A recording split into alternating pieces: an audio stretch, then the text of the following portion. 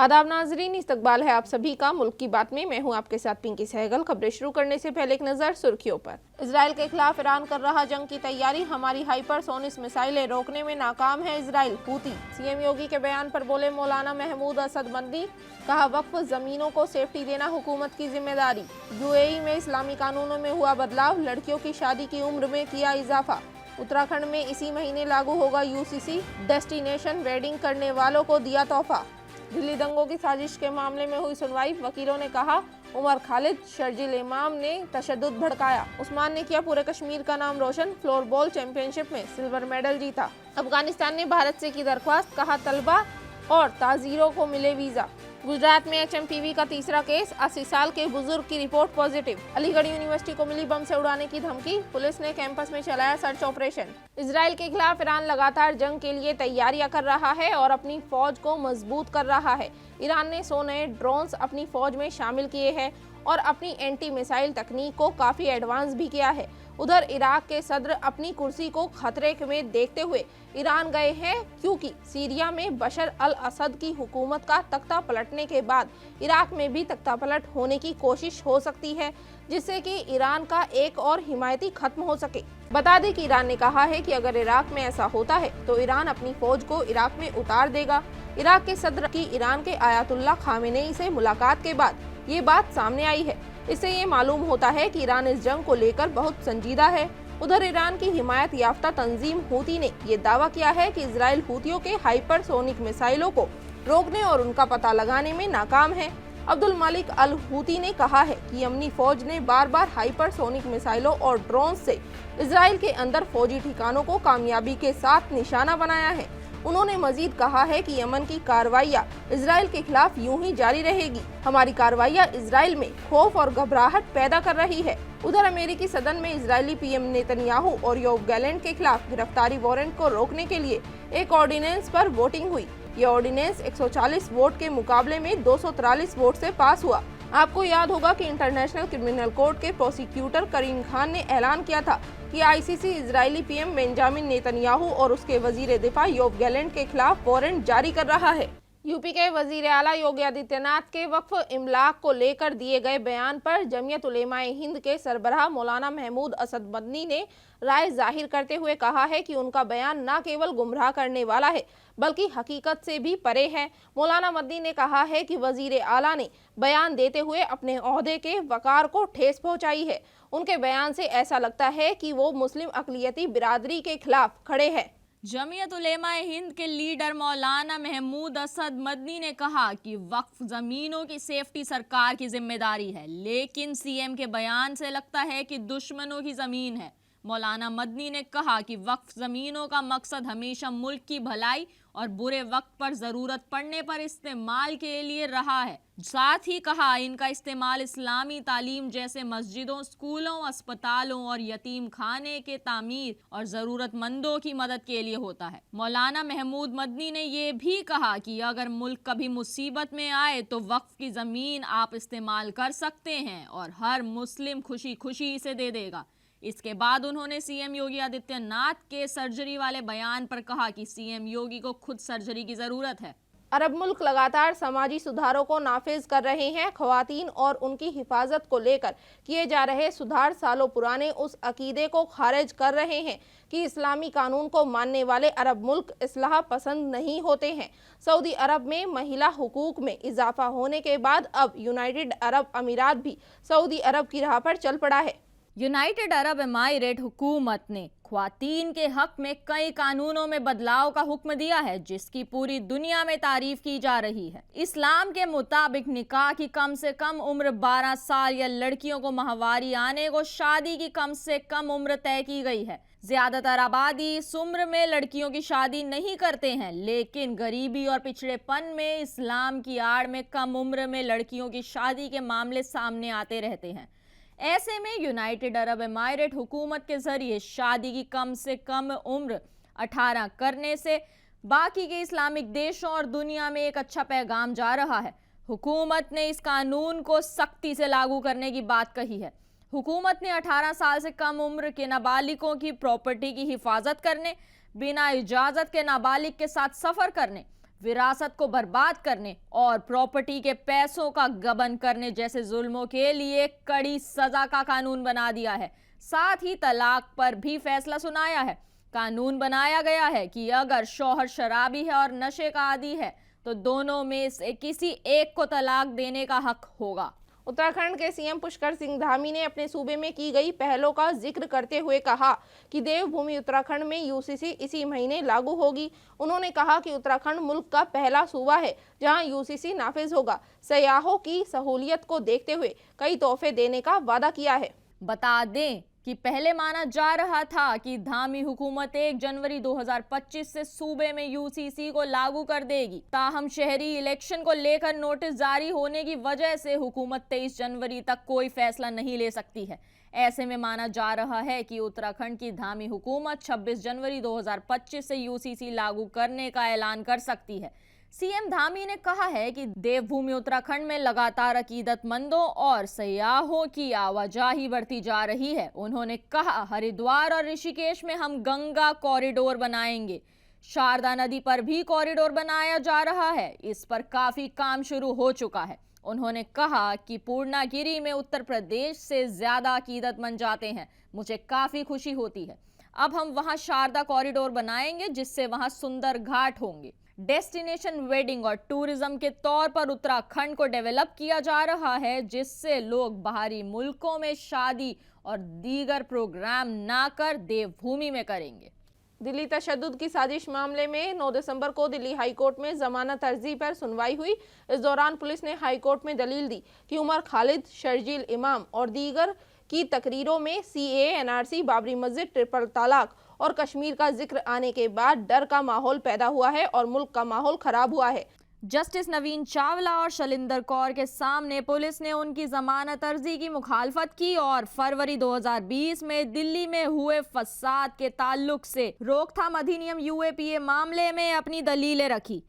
SPP Amit प्रसाद ने कहा, हैदर, शर्जील इमाम, खालिद सैफी और उमर खालिद के तकरीरों में एक तरह का तासुर है।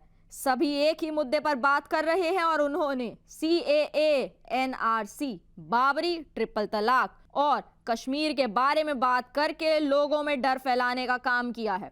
उन्होंने कहा कि उमर खालिद ने अमरावती में एक तकरीर की जो वायरल हो गई। प्रसाद ने इल्जाम लगाया कि राजधानी में फसाद के वक्त उमर खालिद किसी भी इल्जाम से बचने के लिए जानबूझकर दिल्ली से बाहर सफर कर रहा था। फरवरी 2020 में दिल्ली में भड़के दंगों के दौरान 700 लोग घायल हुए थे। सीएए और एनआरसी के मुखालफत में प्रोटेस्ट के दौरान फसाद हुआ था। इस सभी ने व्हाट्सएप के जरिए ये फसाद फैलाने की प्लानिंग बनाई थी। अदालत में वकीलों की दलीलों के बाद कोर्ट से कहा कि एक चार्ट भी बनाए जिसमें दिखाया जाए कि कौन सा मुल्जिम किस खास व्हाट्सएप ग्रुप का मेंबर है। कोर्ट ने कहा, अब इस मामले में कल भी सुनवाई जारी रहेगी।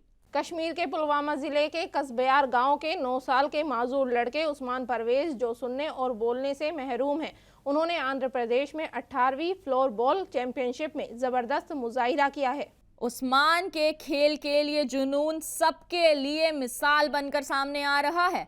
उनके कड़े चैलेंजेस ने पूरी बरादरी का नाम रोशन किया है। साथ ही उन्हें अपने परिवार और वजीर आला से तारीफें मिली हैं। उस्मान परवेज के पिता परवेज अहमद ने कहा, पूरा गांव उनकी कामयाबी से खुश है। वजीर आला उमर अब्दुल्ला ने उनकी कामयाबी की तारीफ करते हुए पूरी टीम को मुबारकबाद दी। बता दें कि आंध्र प्रदेश में मुनक्किदा 18वीं फ्लोर बॉल चैंपियनशिप में उस्मान ने सिल्वर मेडल जीता है। भारत और अफगानिस्तान के बीच पहली हाई लेवल मीटिंग हुई। मीटिंग के कुछ घंटों बाद तालिबान ने ऐलान किया कि उन्होंने भारत से अफगान ताजिरों, मरीजों और तलबा को वीज़ा जारी करने की अपील की है। अफगानिस्तान के वजारत खारजा के तर्जुमान हाफिज जिया अहमद ने एक्स पर पोस्ट में कहा कि वीज़ा जारी करने की दरख्वास्त आमिर खान मुत्तकी ने फॉरेन सेक्रेटरी विक्रम मिस्री को बुध को दुबई में मुलाकात के दौरान बताया। बता दें कि वीज़ा देने का मुद्दा मुश्किल और अहम तौर से 3 वजूहात से ये एक मुश्किल काम है। पहला तो हुकूमत हिंद ऑफिशियल तौर पर तालिबान हुकूमत को रिकॉग्नाइज नहीं करती है। दूसरा, भारतीय सिक्योरिटी और खुफिया एजेंसियों ने अफगानिस्तान से वीज़ा चाहने वालों के बारे में हिफाजती खतरे के ख्यालों को निशानजद किया है। तीसरा, हुकूमत हिंद के पास काबुल में इंडियन एम्बेसीज या अफगानिस्तान में फंक्शनल कमर्शियल एम्बेसीज में फंक्शनल वीज़ा सेक्शन नहीं है। वहीं अफगानिस्तान ने मीटिंग में इंडिया को यकीन दिलाया कि हिंदुस्तानियों को अफगानिस्तान का सफ़र करने पर कोई खतरा नहीं होगा। अब भारत इस पर तसल्ली से सोचेगा, इसके बारे में अपना फैसला सुनाएगा, क्योंकि बात भारतीयों की सेफ्टी की है। गुजरात के अहमदाबाद शहर में HMPV का दूसरा और गुजरात का तीसरा केस दर्ज किया है। शहर के वस्त्रापुर में रहने वाले 80 साल के बुजुर्ग की HMPV जांच रिपोर्ट पॉजिटिव आई है। अहमदाबाद के स्टर्लिंग हॉस्पिटल में 8 जनवरी को 80 साल के बुजुर्ग को एडमिट किया गया था। उन्हें सांस लेने में तकलीफ होने की वजह से HMPV टेस्ट करवाया गया, जिसकी रिपोर्ट HMPV पॉजिटिव आई। हॉस्पिटल की तरफ से कहा गया है कि 80 साल के मरीज की कोई ट्रैवल हिस्ट्री नहीं है। मरीज की HMPV रिपोर्ट पॉजिटिव आते ही अहमदाबाद नगर निगम को इत्तिला दे दी गई है। सैंपल वेरिफिकेशन के लिए अहमदाबाद की BJ मेडिकल कॉलेज और गांधीनगर में वाक़े GBRC में भी भेजा गया। अहमदाबाद में इससे पहले 2 महीने के बच्चे की HMPV रिपोर्ट पॉजिटिव आई थी। अहमदाबाद में चांदखेड़ा में वाक़े प्राइवेट हॉस्पिटल में बच्चे का इलाज किया गया था और अभी बच्चा पूरी तरह सेहतमंद हो चुका है। इसके अलावा साबरकांठा जिले के प्रतिंज में रहने वाले एक 7 साल के बच्चे की भी HMPV रिपोर्ट पॉजिटिव आई है, जिसकी हालत स्टेबल बताई जा रही है। वजारत सेहत के मुताबिक HMPV कोई नया वायरस नहीं है। पहली बार इसकी पहचान 2001 में हुई थी और यह सालों से दुनिया भर में फैल रहा है। वहीं एक्सपर्ट्स ने कहा कि HMPV के लिए शायद ही कभी अस्पताल में दाखिल होने की जरूरत पड़ती है, इसलिए यह ज्यादा फिक्रमंद नहीं है। उत्तर प्रदेश के अलीगढ़ मुस्लिम यूनिवर्सिटी के कुछ अफसरों के ईमेल अकाउंट पर धमकी भरे मेल भेजे गए हैं। मेल में एक धमकी भरा लंबा चौड़ा चिट्ठा भेजा गया है और कहा गया है कि पूरी यूनिवर्सिटी को बम से उड़ा देंगे। बता दें कि मेल में एक UPI ID लगाई गई है और लिखा है कि अगर 2 लाख रुपए नहीं भेजे गए तो यूनिवर्सिटी को बम से उड़ा दिया जाएगा। इसके बाद कैंपस में हड़कंप मच गया। जानकारी के बाद यूपी के एंटी टेरर स्क्वाड ATS ने पूरे कैंपस की तलाशी ली। फिलहाल यूनिवर्सिटी में कोई मशकूक चीज नहीं मिली है। एहतियात बरतते हुए कैंपस के आसपास की सेफ्टी बढ़ा दी गई है। पुलिस ने मामला दर्ज कर लिया है। साथ ही धमकी देने वाले की पुलिस ने तलाश करनी शुरू कर दी है। मामले की जांच के लिए लोकल इंटेलिजेंस यूनिट LIU को भी एक्टिवेट किया गया है। अयोध्या में अजीम राम मंदिर तो तामीर हो चुका है, अब बारी रामकथा म्यूजियम की है। सयाहत को फरोग देने के लिए रामकथा की तौसीह हर किसी तक पहुंचाने के लिए एक हाईटेक अजीम म्यूजियम तामीर किया जाएगा। मालूमात से पता चला है कि अजीम म्यूजियम बनाया जा रहा है, जो कि 2 साल के अंदर में बनकर तैयार हो जाएगा। ये कुल 40,000 स्क्वायर फीट में होने वाला है। खबर है कि इस म्यूजियम के जरिए बताया जाएगा कि आर्कियोलॉजिकल एक्सकेवेशन के दौरान टीम को ऐसी कौन कौन सी चीजें मिली थी जिन्हें बुनियाद मानकर कहा गया कि अयोध्या में भगवान राम का मंदिर हुआ करता था। इस वक्त ये प्रोजेक्ट शुरुआती फेज में चल रहा है। इसकी तफसीली प्रोजेक्ट रिपोर्ट तैयार की जाएगी। मंदिर ट्रस्ट ही इस अजीम म्यूजियम की फंडिंग करने वाला है। वहीं बिल्डिंग रियासती हुकूमत के अंडर रहने वाली है। टेकबीन के CEO सौरभ भैक ने इस बारे में कहा कि हमारा फोकस सही डिजाइन, कंटेंट और तकनीक को साथ लाना है, जिससे हर तरह के सैयाह को साधा जा सके। भैक ने अपने बयान में ये तक कह दिया कि सर्वे के दौरान हमें 100 चीजें मिली थी। मूर्तियों के फ्रेगमेंट, पिलर और वॉल पैनल मिले थे। ये बताने के लिए काफी था कि यहाँ कभी कदीमी मंदिर हुआ करता था। अब म्यूजियम में ऐसी ही कुछ चीजों को रखा जाएगा। बिहार में RJD लीडर और साबिक वजीर आलोक मेहता के ठिकानों पर ईडी ने छापेमारी की। ईडी की टीम ने पटना में वाक़े आलोक मेहता के हुकूमती घर पर छापेमारी की। जरायों के मुताबिक लोन फ्रॉड से जुड़े मामले में ईडी ने ये एक्शन लिया। बता दें कि इस मामले में फर्जी लोन खातों, जाली दस्तावेजों और मनी लॉन्ड्रिंग के इल्जाम लगाए गए हैं। ईडी ने बिहार के अलावा उत्तर प्रदेश, पश्चिमी बंगाल और दिल्ली के 18 ठिकानों पर छापेमारी की है। मालूमात के मुताबिक पटना जोनल ऑफिस की ईडी टीम ने 85 करोड़ रुपए के लोन फ्रॉड के मामले में बिहार, पश्चिम बंगाल, उत्तर प्रदेश और दिल्ली के तकरीबन 18 मकामों पर छापेमारी की है। ये कार्रवाई बैंक के मौजूदा CEO, चेयरमैन, दूसरे कर्मचारियों और कुछ मुस्तहकीन के ठिकानों पर की गई है। ये मामला वैशाली शहरी विकास सहकारी बैंक लिमिटेड में 85 करोड़ रुपए के लोन फ्रॉड केस से जुड़ा है। धोखाधड़ी के इस मामले में आरजेडी एमएलए आलोक मेहता के यहाँ भी छापेमारी की गई है। इल्जाम है कि तकरीबन 400 फर्जी लोन खातों को खोलकर नकली और जाली वेयर हाउस और LIC रिसीट की बुनियाद पर फंड को फर्जी तरीके से बांटा गया। आलोक मेहता पर इल्जाम है कि उन्होंने न सिर्फ बैंक अफसरान की मदद की बल्कि आम पैसे की हेराफेरी और मनी लॉन्ड्रिंग में भी किरदार निभाया। सभी जुड़े हुए अफरादों और उनके पेशेदार साझेदारों पर शिकंजा कसा जा रहा है। ईडी अब छापेमारी के दौरान मिले दस्तावेजों और सबूतों की जांच कर रही है।